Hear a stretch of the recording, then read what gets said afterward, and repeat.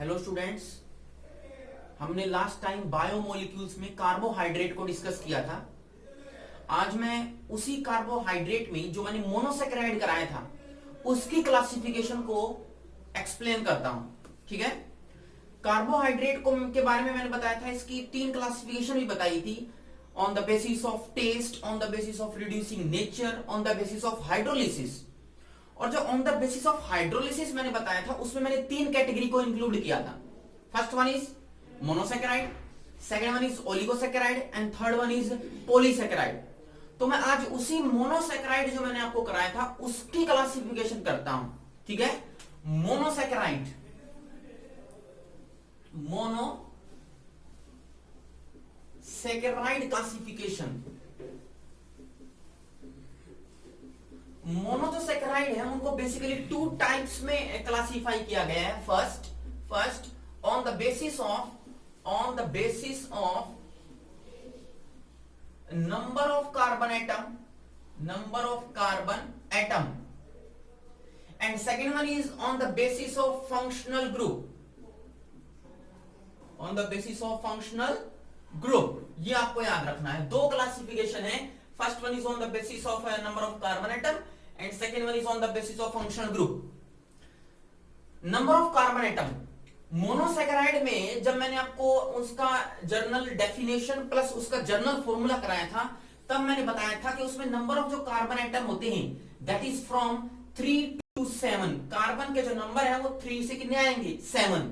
जैसे ग्लूकोज का एग्जांपल लिया था C6H12O6, कितने आए थे इसमें, 6।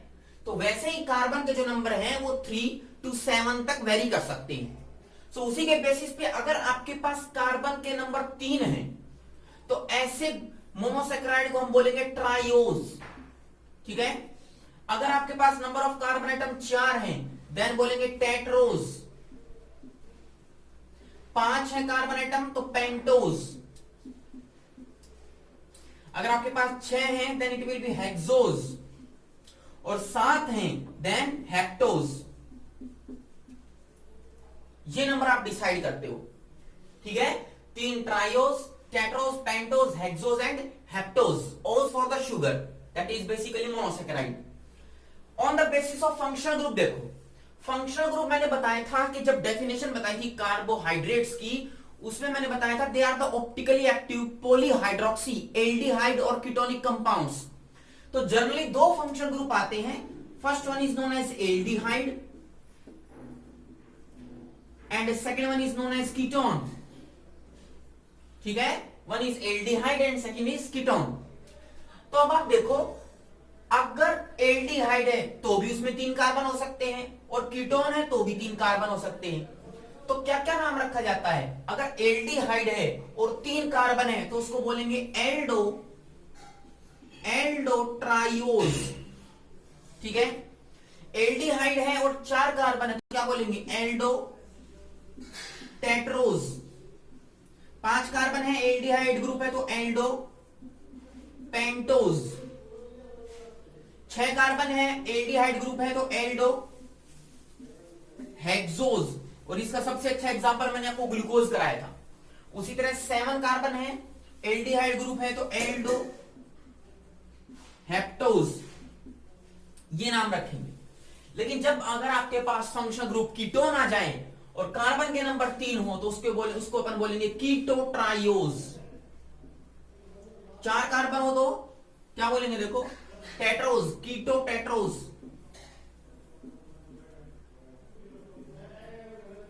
Then keto pentose, then keto hexose and in the last keto heptose. ये आप नाम रखो, सिंपल है, ये आपको याद रखना है। सिर्फ 2 क्लासिफिकेशन। अब इनके अंदर जनरली हमें कीटोन को बहुत कम डिस्कस करना है। किसको डिस्कस करना है? ऐसे फंक्शनल ग्रुप जिसमें एल्डिहाइड होगा उसको डिस्कस करना है। ठीक है, अब मैं सबसे पहले एल्डोट्रायोज का एक एग्जांपल लेता हूं। 3 कार्बन जिसमें हो, एल्डिहाइड ग्रुप हो, और उससे मैं हेप्टोज तक बनाता हूं, 7 कार्बन तक बनाता हूं। और इनके एग्जाम्पल भी आपको याद रखने हैं। आपको सिर्फ ये याद रखना है कि कौन सी क्लासिफिकेशन है, on the basis of carbon atom and on the basis of functional group, और उनका एक एक दो दो एग्जाम्पल। पर मैं आपको थोड़ा सा हायर लेवल पे जाकर के इनका स्ट्रक्चर भी बना के दिखाऊंगा ताकि आपको कंफ्यूजन ना रहे, क्योंकि आईआईटी और मेडिकल एग्जाम्स में इनके स्ट्रक्चर भी कभी कभी पूछे जा सकते हैं। तो देखो मैं स्टार्ट करता हूं एक एक करके, इन पेंटोज और हेक्सोज, ट्रायोज, टेट्रोज, इन सबको डिस्कस करते हैं एक एक करके। तो हम स्टार्ट करते हैं triose with aldehyde. So triose का मतलब 3 कार्बन होने चाहिए और एक एल्डिहाइड ग्रुप होना चाहिए, और उसका सबसे अच्छा एग्जांपल है ग्लिसरल एल्डिहाइड। देखो this is C double bond O H C carbon, this is OH and this is H and this is CH2OH। This is the formula of glyceraldehyde. 3 carbon है, aldehyde group लगा हुआ है, so it is aldo triose and it is name is glyceraldehyde. Aldehyde. अब देखो 3 carbon है इसमें, इस 3 carbon वाले कंपाउंड से मैं एल्डोटेट्रोज बनाता हूं जिसमें 4 कार्बन है। ये एल्डोट्रायोज है। 4 वाला कैसे बनाओगे, देखो 4 कार्बन का, ये जो कार्बन नंबर 1 है और ये 2 है, इन पहले और दूसरों के बीच में आपको कार्बन इंसर्ट करना है। तो क्या बनेगा, देखो C, this is double bond OH, 2 number, 3 number और 4 number, this is number 3 carbon, पहले और दूसरे के बीच में इंसर्ट करना है। तो लास्ट वाला क्या आएगा, CH2OH, फिर OH and this is H। ठीक है, यहां पर इंसर्ट करना है इन दोनों के बीच में। अब देखो आपको एक जगह पे H ग्रुप लगाना है, एक जगह पे OH।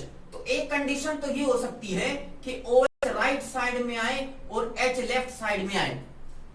दूसरी कंडीशन क्या हो सकती है, दूसरी कंडीशन ये हो सकती है कि आपके पास सेकंड नंबर कार्बन पे H राइट में आए और OH लेफ्ट में आए, और बाकी सारा का सारा फॉर्मूला क्या रहे, सेम, दिस इज OH। कितने कार्बन हो गए, 4। These are tetrose with carbon number 4। दोनों में डिफरेंस है, देखो दोनों में डिफरेंस है। जो सेकंड नंबर कार्बन है उनके ऊपर जो OH और H की पोजीशन है वो डिफरेंट हो गई है। ठीक है, दीज आर टेट्रोज, एल्डोटेट्रोज। इस वाले एल्डोटेट्रोज का क्या नाम आएगा, this is erythrose and this is threose. इसको थ्रियोज बोलेंगे। आपको सिर्फ नाम याद रखना है, फॉर्मूला वगैरह कुछ नहीं। हाँ, हायर लेवल पे अगर आप डिस्कस करोगे तो इजीली आप इनके नाम भी याद रख सकते हो। अब देखो 4 नंबर है, इन 4 से हम तोड़ करके 2 और बनाते हैं, 5 नंबर। 5वां नंबर वो बनाएंगे तो भी उसमें 2 केस आएंगे, सेकंड नंबर कार्बन पे OH राइट में आए या लेफ्ट में आए। तो इससे 5 नंबर बनाओ, 5 कार्बन हो जिसमें पहले और दूसरे नंबर के बीच में कार्बन इंसर्ट कर दो, तो इसके भी 2 केस बन सकते हैं, first one and this is second one. मैं बनाता हूं, देखो this is C double bond O, this is H, like this. Carbon number second, OH कहां गया, राइट में, H कहां गया, लेफ्ट में, बाकी सारा का सारा सेम रख दो। This is C OH, this is H, this is carbon, this is OH, this is H, this is CH2OH, like this. एक तो ये हो गया। दूसरा, this is second number carbon. दूसरा इससे ये हो सकता है कि सेकंड नंबर कार्बन का जो OH है वो लेफ्ट में आए, लेफ्ट वाला मैं यहां बना रहा हूं, C double bond O, this is H, carbon H, this is OH।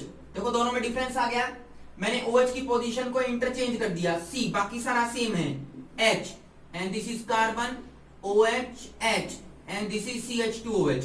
बताओ जरा कितने कार्बन हो गए, 1 2 3 4 5, 1 2 3 4 5, 5 हो गए। तो दोनों कौन से हो गए, these are pentose, these are pentose with 5 carbon atoms. अब इसका नाम भी अलग आएगा, इसका नाम भी अलग आएगा। इसका नाम क्या आएगा, it is ribose, it is ribose and this is एराबिनोज, एराबिनोज। ठीक है, अब वहां उससे भी हम 4 में से कितने बना सकते हैं, 5 के 2। OH ग्रुप को लेफ्ट और राइट में लाना है, तो मैं एक तरफ राइट में लाता हूं, एक तरफ लेफ्ट में। तो C डबल बॉन्ड OH, इस वाले कार्बन पे मैंने OH राइट में लगाया, दिस इज H, कार्बन, बाकी सारा सेम रखो, this is OH, this is carbon OH H and this is CH2 and OH, like this. 5 हो गए। OH राइट में आया सेकंड नंबर कार्बन पे। अब की बार चेंज कर देता हूं, कैसे, this is C double bond OH, 2 number carbon, 3 4 5 and this is CH2OH। यहां पर अब की बार H राइट में है, OH कहां गया, लेफ्ट में, बाकी सारा same, this is H, this is OH, ठीक है, this is OH and this is H, simple. इसमें भी 5 कार्बन है, इसमें भी 5 कार्बन है, पर दोनों में डिफरेंस सेकंड नंबर कार्बन पे है, सेकंड नंबर कार्बन पे, तो नाम अलग अलग हो जाएगा। इसका नाम क्या आएगा, it is known as xylose and this is known as lyxose, दो नाम हो गए। और देखो ये तो कितने कार्बन आए, 5। अगर मेरे को हेक्सोज बनाना है 6 कार्बन वाला, फिर भी इससे नीचे डिवाइड करूंगा। अब इसमें भी 2 केस आएंगे कि एक तरफ सेकंड नंबर कार्बन पे OH राइट में आए, एक में लेफ्ट में आए, इसके भी 2 केस आएंगे, राइट लेफ्ट OH का, इसमें भी 2 केस आएंगे और इसमें भी 2 केस आएंगे। तो देखो ये 4 तो पेंटोज हैं, तो हेक्सोज कितने बनेंगे, टोटल 8 बनेंगे, ठीक है। और उन 8 में से एक कौन होगा, ग्लूकोज होगा। वो देखो कहां से बनेगा, 8 नंबर ग्लूकोज से। कैसे बनेगा देखो, अगर मैं इस एराबिनोज को डिवाइड करता हूं, ये पेंटोज है, इसको हेक्सोज में कन्वर्ट कराता हूं, हेक्सोज में, तो हेक्सोज में सीधी सी बात है 2 केस बनेंगे इससे। जब मैं हेक्सोज बनाऊंगा तो जिसमें सेकंड नंबर कार्बन पे OH की पोजीशन डिफरेंट करेगी, एक मैं बनाता हूं C double bond O, this is H carbon. अब OH की पोजीशन डिसाइड कर रहा हूं, देखो राइट में ले लिया मैंने, बाकी सारा सेम है, H, this is OH, this is OH and this is H, now OH, this is H and this is CH2OH। देखो 6 कार्बन है, this is known as glucose, यही ग्लूकोज है। तो आपको ये याद रखना चाहिए कि जो ग्लूकोज है वो किससे बनता है, एराबिनोज से बनता है। पेंटोज को एक कार्बन और जोड़ने पे ही बनता है ग्लूकोज। देखो, और आपने लेफ्ट साइड में लगा दिया तो कुछ और बन जाएगा। तो आपको ये याद रखना है कि जो ग्लूकोज है वो किससे बना है, एराबिनोज से। और जो टोटल हेक्सोज कितने आएंगे, 8 आएंगे। क्यों, 2 इससे बनेंगे, 2 एराबिनोज से, 2 जाइलोज से और 2 लाइजोज से, ठीक है, 8 बनेंगे। और 7 नंबर कार्बन वाले कितने बनेंगे, सेप्टोज। जब आपके पास हेक्सोज 8 हैं, जब आपके पास हेक्सोज 8 हैं, तो आपके पास हेप्टोज 7 नंबर कार्बन वाले कितने बनेंगे, 16, क्योंकि एक हेक्सोज से कितने हेप्टोज बनेगा, 2, तो 8 से कितने बन जाएंगे, 16 बनेंगे।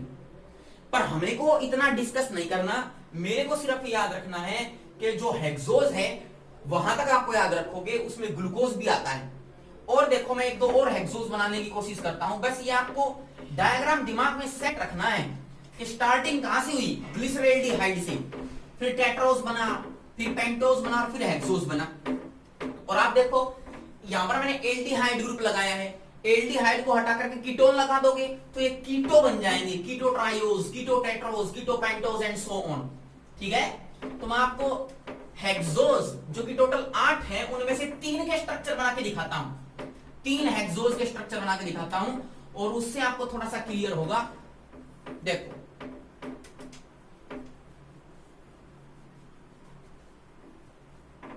हेक्सोज, सबसे फर्स्ट ग्लूकोज, देखो glucose C, this is double bond O, H, कितने कार्बन आएंगे, 6, 2, 3, 4, 5 and 6, this is CH2OH, simple. यहां पर OH कहां आएगा, राइट में, this is left OH, OH and this is H, this is H, this is OH and now OH and H, ये glucose है। इस फॉर्मूले को तो दिमाग में सेट ही कर लो, क्योंकि ये बार बार आपको बनाना पड़ेगा, याद करना पड़ेगा। ये ग्लूकोज है। एक स्ट्रक्चर और बनाता हूं मैं, C डबल बॉन्ड O, 2, 3, 4, 5 और 6, this is CH2OH, carbon number 1, 1, 2, 3, 4, 5। जैसे मैंने कार्बन नंबर 2 में इधर लगाया, लाइक में लगा दिया OH and this is H, this is H, this is OH, carbon number 4 H and this is OH, 5 OH and H। ये किसका फॉर्मूला है, it is the formula of galactose, formula of galactose. अब glucose और galactose के फॉर्मूले में difference कहां है, फर्स्ट नंबर कार्बन पे एल्डिहाइड है, सेम, सेकंड नंबर कार्बन पे OH राइट में है, सेम, थर्ड पे H लेफ्ट में है, सेम, कार्बन नंबर 4 में डिफरेंस है। देखो यहां पर 4 का OH लेफ्ट में है, OH कहां है, राइट में। 5 पे भी सेम है और 6 पे भी सेम है। कहां पर डिफरेंस है, 4 नंबर कार्बन पे डिफरेंस है। तो ये दोनों हेक्सोज हो गए और ऑप्टिकली एक्टिव हैं। क्यों?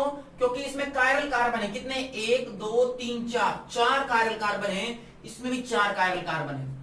तो ऐसा मॉलिक्यूल जिसमें एक या एक से ज्यादा कायरल कार्बन एटम हो और उनमें से किसी भी एक कार्बन पे या एक से ज्यादा कार्बन पे जो ग्रुप लगे हुए हैं उनकी कॉन्फ़िगरेशन चेंज हो, this is known as epimers. उनको अपन एपीमर्स बोलते हैं। देखो ये ग्लूकोज है, ये गैलेक्टोज है। फॉर्मूला, केमिकल फॉर्मूला C6H12O6 दोनों का सेम है, पर जब स्ट्रक्चर बनाओगे तो किसी ना किसी एक कायरल कार्बन पे जो कि 4 नंबर वाला है उन पे OH और H की जो पोजीशन है वो डिफरेंट कर जाएगी और इस प्रोसेस को हम एपीमर बोलते हैं। ये जो दो स्ट्रक्चर बनाए हैं ये एक दूसरे के एपीमर हैं। जैसे आपने 11th क्लास में इनैंशियोमर पढ़े थे, वैसे ही कुछ एपीमर्स होते हैं। बट एपीमर की कंडीशन क्या है, फॉर्मूला दोनों का सेम होना चाहिए, इट इज C6H12O6, ठीक है। और जो कायरल कार्बन है, एक कायरल कार्बन पे या एक से ज्यादा पे, 2 3 पे, आपके पास जो पोजीशन है एटम्स की वो डिफरेंट होनी चाहिए। तो देखो यहां पर कौन से कार्बन पे डिफरेंट है, 4 नंबर पे, so they are known as C4 epimer. इनको अपन C4 एपीमर बोलते हैं। सो हम क्या बोलेंगे, galactose is C4 epimer of glucose. एक और बनाता हूं मैं, this is C double bond O, this is H, carbon number 2 H, this is OH, carbon number 3 H, and this is OH, carbon number 4 OH and H, 5 this is OH H and this is CH2OH। देखो glucose में इसमें क्या difference है, पहले number वाला carbon same है, दूसरे पे डिफरेंस है। दूसरे में OH कहां है, इसमें लेफ्ट में, वहां कहां है, राइट में। तीसरा सेम है, 4th नंबर सेम है, 5th सेम है और 6th भी सेम है। डिफरेंस कहां आया, 2nd नंबर कार्बन पे। तो ये दोनों आपस में कौन से हैं, आइसोमर हैं, C2 एपीमर हैं ये, दीज आर C2 एपीमर्स। और इसका नाम क्या है, it is known as mannose, it is known as mannose. तो एग्जाम में आपसे कभी कभी पूछ लेता है कि what is the relation between mannose and glucose, तो आप बताओगे glucose, sorry mannose is C2 epimer of glucose, C2 epimer, ठीक है। And this galactose is C4 epimer of glucose. तो एपीमर क्या होते हैं, बेसिकली याद रखना है कि ओपन चेन ऑफ स्ट्रक्चर है जिसमें वेरियस कार्बन एटम्स लगे हुए हैं जो कि कायरल हैं। उनके अंदर फॉर्मूला सेम होने के बावजूद भी जो ग्रुप्स है उनकी पोजीशन डिफरेंट है। इनमें तो एक पे ही है, जरूरी नहीं कि एक पे हो, डिफरेंट भी हो सकती है। बात समझ आई, डिफरेंट भी हो सकती है, तो ये आपको याद रखना है। अब इन दोनों में देखो, मैनोज और गैलेक्टोज में क्या रिलेशन है, कार्बन नंबर 1 सेम है, कार्बन नंबर 2 डिफरेंट है। तो एक तो कार्बन नंबर 2 हो गया, 3 पे देखो सेम, 4 पे फिर डिफरेंट आ गया, डिफरेंट आ गया कि नहीं। सो C2 भी है, C4 भी है, C5 पे फॉर्मूला सेम है। तो गैलेक्टोज और मैनोज क्या है, they are C2 C4 epimer, ये आपको याद रखना है, ठीक है। तो ये एपीमर का केस बहुत इंपॉर्टेंट है। मैंने आपको क्लासिफिकेशन कराई है किसकी, मोनोसैकेराइड की, on the basis of number of carbon atom, and second one is on the basis of functional group. जितने भी मैंने एग्जांपल कराए हैं वो एग्जांपल आपको याद होने चाहिए। ट्रायोज का एक ही एग्जांपल है ग्लिसरैल्डिहाइड, उसी तरह टेट्रोज का भी एग्जांपल है जिसमें आप एरिथ्रोज और जाइलोज करते हो। पेंटोज का भी एग्जांपल है, राइबोज, एरामिनोज। हेक्सोज का भी एग्जांपल है, तो बहुत सारे मैंने कराए हैं, ग्लूकोज, गैलेक्टोज, बेनोज, ठीक है, और हेप्टोज। ये सारे आपको याद रखने। लास्ट में क्लासिफिकेशन के बाद हम जो डिफरेंस है बिटवीन मोनोसैकेराइड एंड पॉलीसैकेराइड वो डिस्कस करते हैं एक बार, ठीक है, और उनकी प्रॉपर्टीज को भी डिस्कस करेंगे। तो देखो सबसे पहले मैं लिखता हूं इधर monosaccharide and this is your polysaccharide, ठीक है। और दोनों में हम देखते हैं कि क्या क्या डिफरेंसेस हैं। बेसिकली जो मोनोसैकेराइड है वो हाइड्रोलाइसिस कराने पे टूटेगा नहीं, पर जो पॉलीसैकेराइड है इट विल डिवाइड, वो टूट जाएगा। तो फर्स्ट आपको ये याद रखना है, बेसिकली जो मोनोसैकेराइड की जो प्रॉपर्टीज हैं उसमें जो फर्स्ट प्रॉपर्टी मैं करा रहा हूं, they are sweet in taste, sweet in taste, वो टेस्ट में स्वीट होते हैं, but they are not sweet in taste, not sweet in taste, not sweet in taste, ये आपको याद रखना first. Second thing, monosaccharides are soluble in water, they are soluble in water but they are insoluble in water, insoluble in H2O, simple है। Third important है, they are crystalline solid, crystalline solid, crystalline solid, और ये कैसे होते हैं, they are amorphous, amorphous solid। देखो crystalline और amorphous में डिफरेंस है। क्रिस्टलाइन सॉलिड वो सॉलिड होते हैं जिनका मेल्टिंग पॉइंट शार्प होता है। शार्प मेल्टिंग पॉइंट से मतलब है कि अगर आपका कोई कंपाउंड 100 डिग्री पे मेल्ट होता है तो वो कंप्लीटली 100 डिग्री पे मेल्ट होना चाहिए, it is known as crystalline solid. लेकिन अगर आपका कोई कंपाउंड है वो किसी पर्टिकुलर रेंज में मेल्ट हो, 96 से स्टार्ट हो गया मेल्ट करना, फिर 97 पे आया, कुछ पार्ट 98 पे मेल्ट किया, फिर 100 पे मेल्ट किया, तो एक रेंज आ गई जिसमें मेल्टिंग पॉइंट रेंज आती है, it is known as amorphous solid. और जो एग्जैक्ट एक टेम्परेचर पे मेल्ट करे, it is known as crystalline. So they are crystalline and they are amorphous.